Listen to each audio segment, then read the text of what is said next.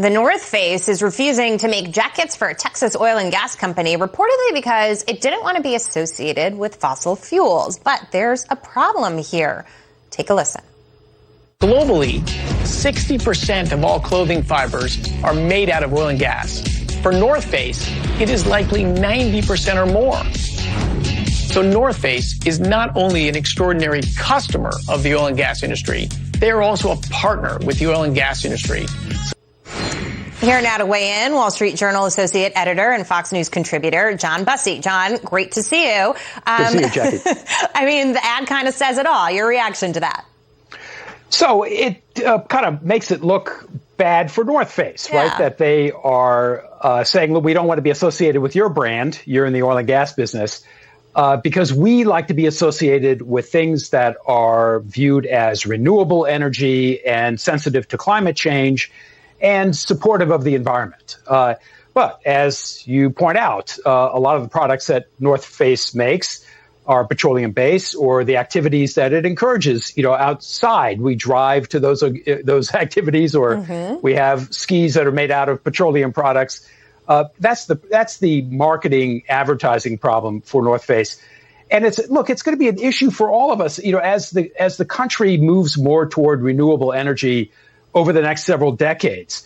You might have an electric car right now, and that's a positive thing.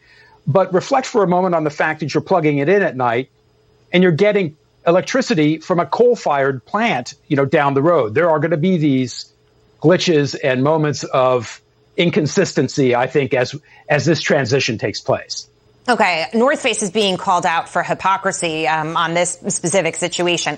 Let's talk about why companies feel such pressure, as you say, to align themselves, or at least, present themselves as aligned with renewable energy, for example, even when they're using fossil fuels in their products. That's what I find fascinating about this right now. It's the messaging, and it's the pressure to sort of, present yourself in a certain way.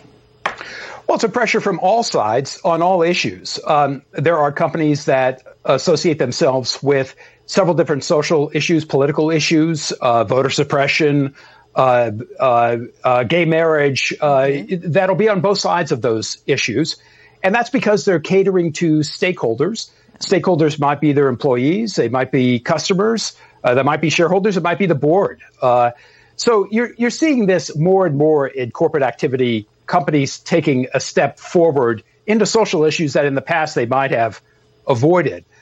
Look, for North Face, you might ask yourself, well, okay, look, maybe they'd be happier if they just handed the 400 jackets over to the oil services company and just called it a day, because they're getting so much bad publicity. But from North Face's standpoint, even from a marketing standpoint, this might be a plus.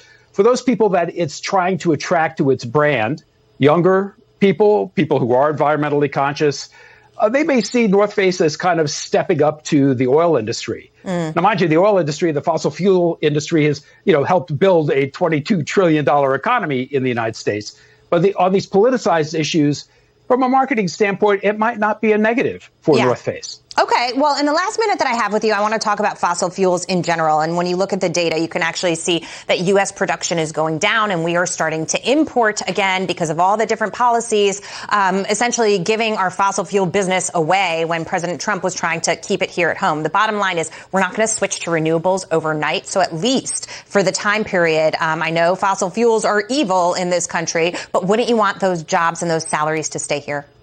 Yeah, fossil fuels are not evil in this country, and I think that most people embrace this as a transition period that's going to take decades. I think the country, is conscious of the fact that fracking might release more methane into the atmosphere than we like. It might cause seismic activity. On the other hand, it's been a tremendous boon to the United States economically and from a job standpoint. And so I think that most Americans are going to look at this from a business standpoint and realize that there's great advantage in the United States being oil independent and gas independent from the rest of the world. So you're going to have these disjunctures and these dislocations and these conflicts and these arguments. But on the whole, the United States stands in very good position from an energy standpoint, and it will be a leader as time goes on and this transition to renewables takes place over time. It's going to have to become cheaper. and more present and available to more people. But over time, it's clearly a trajectory that's going to take hold in the U.S.